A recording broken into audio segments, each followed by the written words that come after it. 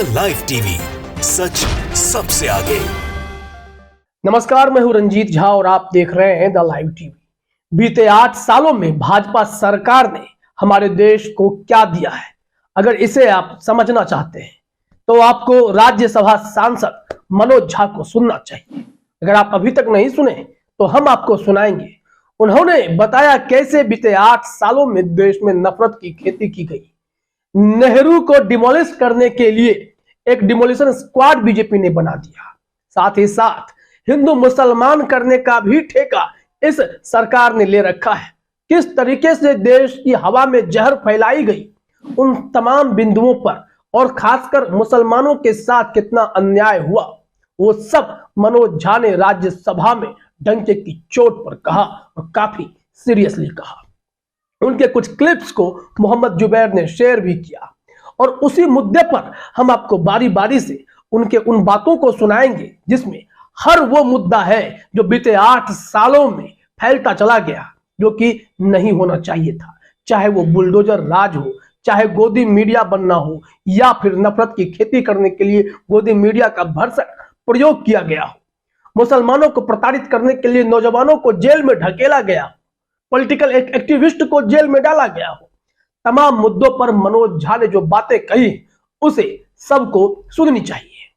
तो सबसे पहले देखिए मोहम्मद जुबैर का ट्वीट, फिर हम आएंगे वीडियो पर।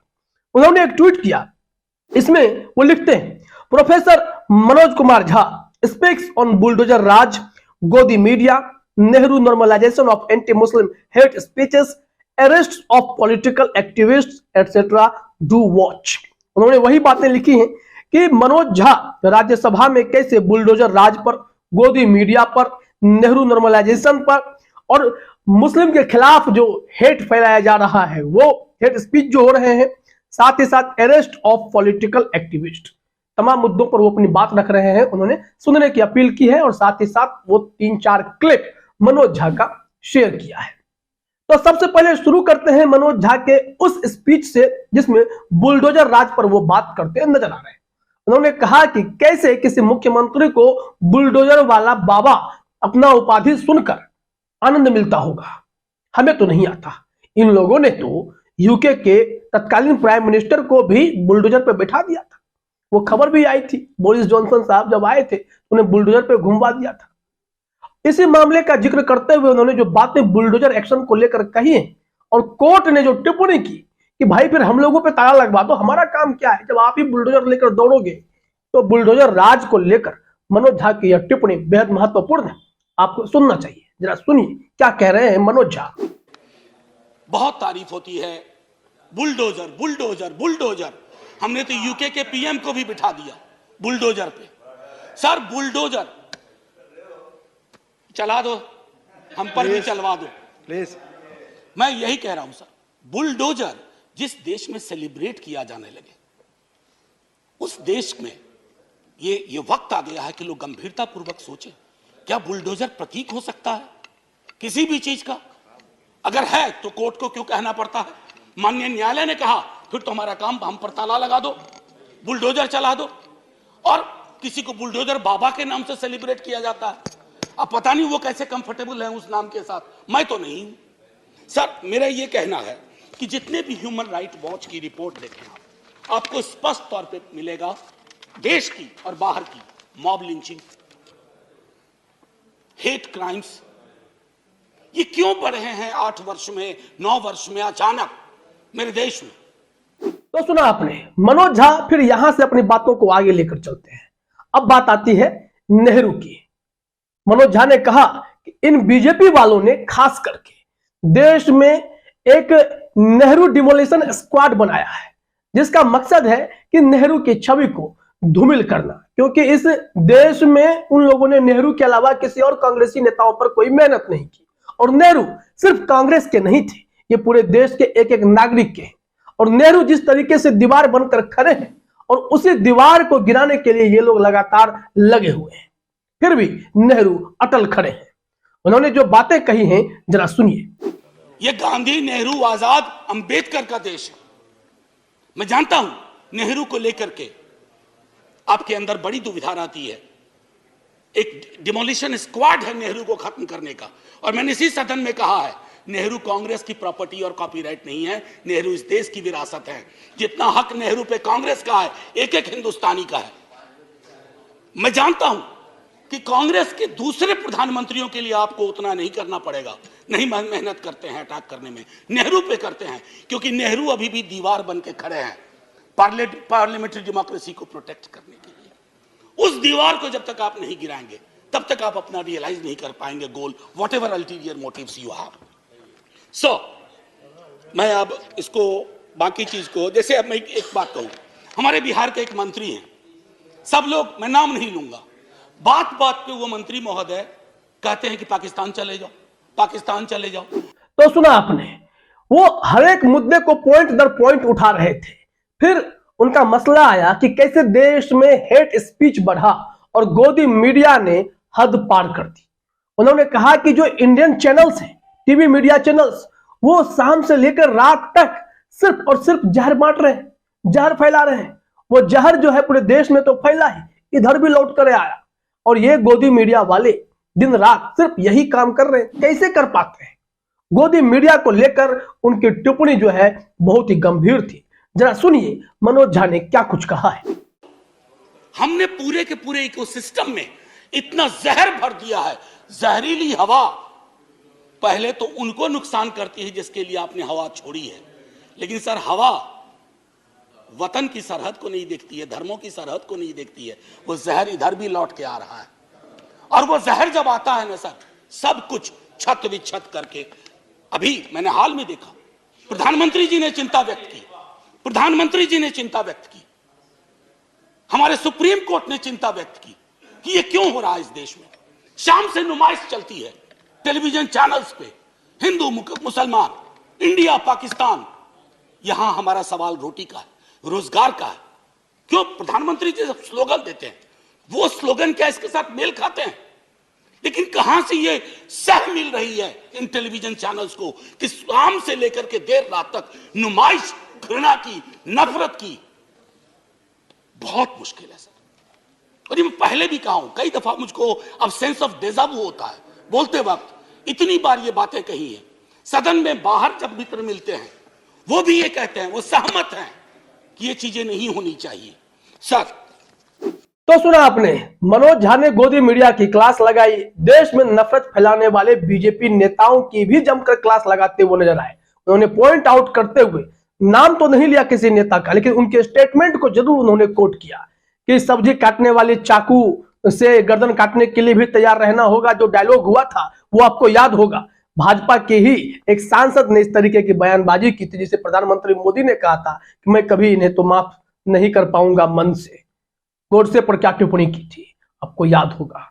उसके बाद भी उन्होंने कई और नेताओं के नाम लिए जो मुसलमानों के आर्थिक बहिष्कार की बात सार्वजनिक मंच से कर रहे थे। इसके अलावा उन्होंने नाम तो हालांकि उन्होंने किसी का नहीं लिया है, लेकिन तमाम ऐसे नेताओं की लिस्ट गिना दी जो इस तरीके की बयानबाजी कर रहे थे।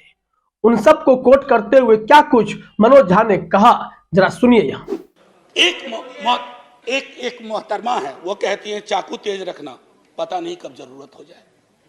ये है सर। और इनको मन से माफी नहीं मिली थी एक बार। दूसरे हैं, if you want remain silent if somebody tries to kill our mother. ये गाय के बारे में है, सुना 14 तारीख को कॉ हक डे है। मैं भी कोशिश करूंगा सर, हालांकि हमको मरखानी गाय मिल जाती है अक्सर जिंदगी में। भाग्य की बात है। तेरा नाम क्या है? मैं कुछ चुनिंदा उदाहरण दे रहा हूं, ये महत्वपूर्ण लोग हैं। तेरा नाम क्या है? मोहम्मद नाम है तेरा, आधार कार्ड दिखा। Hindus who don't vote for me have Miya blood in their veins. महत्वपूर्ण व्यक्ति है, मंत्री के पद के लगा। ना अली ना बाहुबली, केवल बजरंग बली। ये भी महत्वपूर्ण व्यक्ति हैं। जो लोग सूर्य नमस्कार को नहीं मानते उन्हें समुद्र में डूब जाने चाहिए। ये तो बहुत बड़े व्यक्ति हैं और अपने आप को नया ऑपरेटिंग सिस्टम बनाना चाहते हैं हमारे प्रधानमंत्री जी के बरक्स। और इकोनॉमिक बाइकॉट की अक्सर बात होती है, जालीदार टोपी की बात होती है। दिक्कत ये हो गई है सर कि कश्मीर, रोहिंग्या और फलस्तीन जैसे भी मुद्दे को आप मुस्लिम एंगल से देखते हैं। नहीं सर, ह्यूमन राइट एंगल से देखिए, उसमें भी समाधान के लक्षण है। यहां तो घर तक लोगों को नहीं मिलते। ये परिस्थितियां हैं। उनको जान आखिरी में बस 1 मिनट लूंगा। आखिरी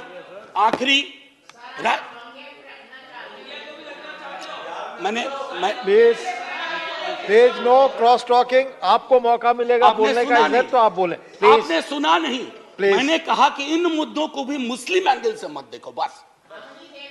प्लीज आपस में बातचीत नहीं, प्रोफेसर जहाँ बोले कंक्लूड कर प्लीज।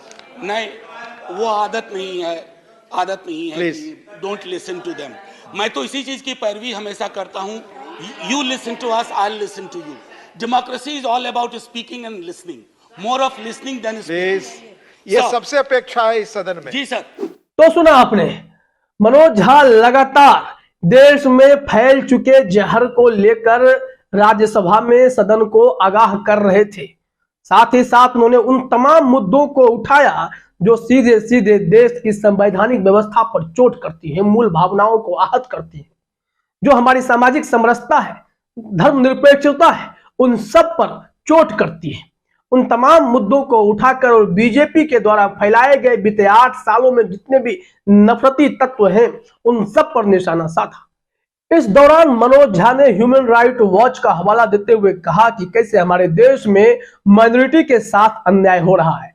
पॉलिटिकल एक्टिविस्ट हो या फिर अलग अलग सोशल एक्टिविस्ट हो या फिर मुस्लिम नौजवान हो, अल्पसंख्यक हो, उन सबको प्रताड़ित करने के लिए सेलेक्टेड एक्शन का प्रयोग किया जा रहा है, सेलेक्टिव जजमेंट हो रहे हैं, सेलेक्टिव एक्शन लिया जा रहा है। इस मुद्दे को भी उन्होंने उठाया और कहा कि मेरा एक स्टूडेंट है, उस स्टूडेंट का नाम लेते हुए कि उन्हें कैसे जेल में डाला गया। उसके साथ ही साथ उन्होंने शरजील इमाम समेत कई ऐसे मुस्लिम युवकों का नाम लिया जिसे जेल में डाला गया। कई लोगों के ऊपर कई सारे आरोप लगा दिए गए, सब आरोप बेबुनियाद निकले।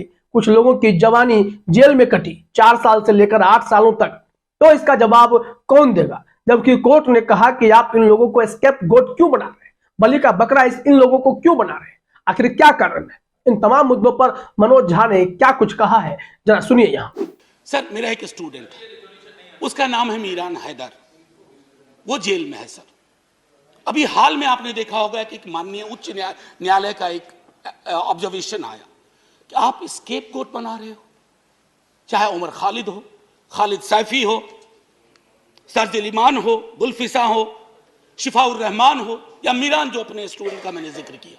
सर, जो ऑब्जर्वेशन कोर्ट के आ रहे हैं, अक्सर होता है क्विटल होता है, हो जाता है, इनके ऊपर कुछ नहीं था। 8 साल बाद सर, दुनिया में इजाद नहीं हुई वो विधा कि उसके 8 बरस लौटा दिए जाएं।